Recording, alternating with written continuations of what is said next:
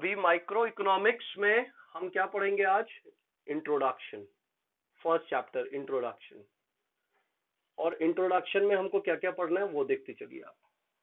सबसे पहले हमको पढ़ना है कि इकोनॉमी होता क्या है। सैंपल के तौर पे समझ लो कि मैं जैसे किसी एरिया में रह रहा हूँ, किसी पर्टिकुलर एरिया में रह रहा हूँ, and now I am taking the class. ठीक है, हर एक एरिया में, अलग अलग एरिया में अलग अलग टीचर्स होंगे जो अपनी अपनी क्लासेस ले रहे होंगे। मतलब पूरे एरिया के बच्चे मेरे पास तो आ नहीं सकते पढ़ने के लिए, तो मैंने किसी एक पर्टिकुलर स्पेसिफिक एरिया को लिया। ठीक है, अब वहां पे क्या है, जो भी बच्चे होंगे वो मेरे पास में आ रहे होंगे। जो एक अलग एरिया होगा वहां पे जो टीचर होगा उनसे बच्चे पढ़ रहे होंगे। अब ऐसा तो नहीं है कि मैं ही बेस्ट पढ़ाता हूँ, और भी जो टीचर्स है वो भी बहुत बेस्ट पढ़ाते हैं। तो जो बच्चों की जहां तक पहुंच है, जहां तक वो जा सकते हैं, वहां पे वो उसकी सुविधा ले रहे हैं, वहां पे वो उस टीचर्स की सर्विसेज ले रहे हैं।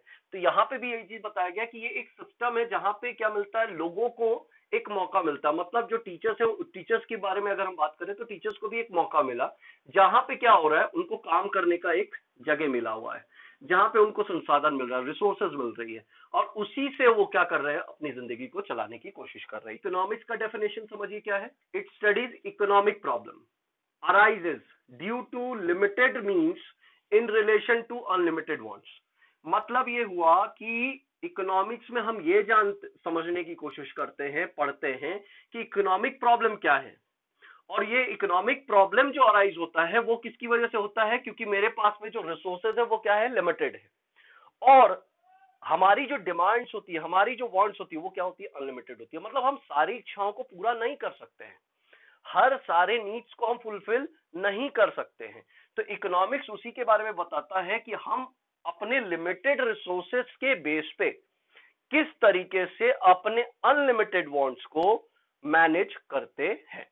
तो डेफिनेशन इकोनॉमिक्स का यहाँ पे फॉर एग्जाम्पल सब सोचिए कि आपके पास, आपने एक पीस ऑफ लैंड है आपके पास, मतलब जमीन है, पीस ऑफ लैंड। ठीक है, पीस ऑफ लैंड है आपके पास में।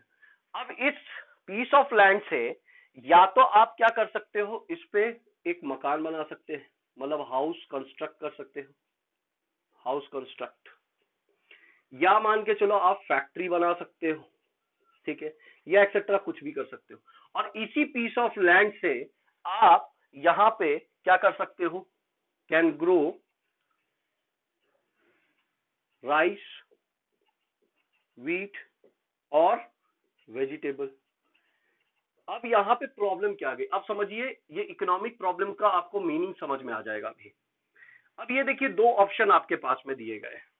ठीक है, पीस ऑफ लैंड आपके पास में, या तो आप हाउस कंस्ट्रक्ट करो, फैक्ट्री बना लो, उस पर कुछ और भी कंस्ट्रक्शन कर सकते हो, या तो वहां पे आप क्या कर सकते हो, खेती कर सकते हो, चावल उगा सकते हो, गेहूं उगा सकते हो, या आप मान के चलो वहां सब्जियां लगा सकते हो। ये आपके ऊपर निर्भर करता है। अब ये एक और समस्या आ गई, इसी को हम कहते हैं इकोनॉमिक प्रॉब्लम।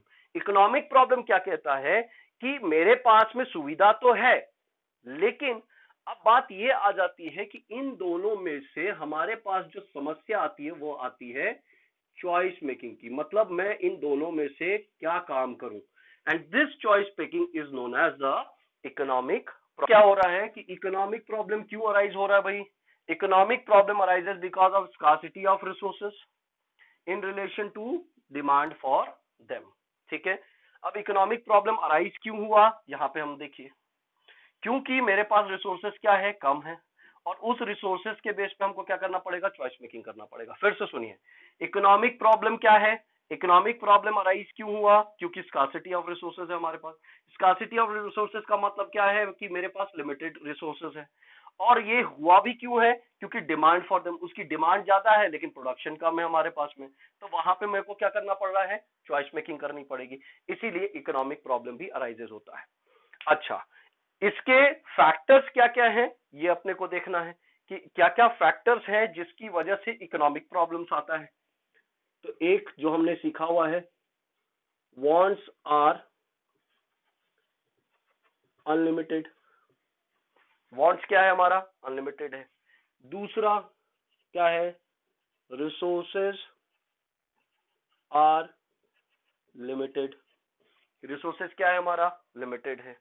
और इसीलिए हम क्या करते हैं कि रिसोर्सेज को क्या किया जाता है कि रिसोर्सेज जो भी है हमारे पास, रिसोर्सेज हैव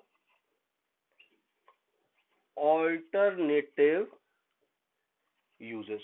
ऑल्टरनेटिव यूजेस मतलब ऐसे हम अपने रिसोर्सेज को यूज करते हैं, इस्तेमाल करते हैं, इन्वेस्ट करते हैं, जिससे हमें ज्यादा से ज्यादा फायदा मिल सके। क्लियर? ले लो यहाँ पे मिल्क का एग्जाम्पल ले लो, मिल्क। अब मिल्क के कॉस्ट क्यों ज्यादा है? इसकी डिमांड ज्यादा है इसीलिए। और इसे क्यों ज्यादा महत्व दिया गया है इन कंपैरिजन टू वाटर? क्यों महत्व दिया गया? Why milk has been given much importance then the water? क्योंकि milk has number of uses. Milk can be use for alternative uses, मतलब मल्टीपल यूजेस, लेकिन water can not be use for multiple uses.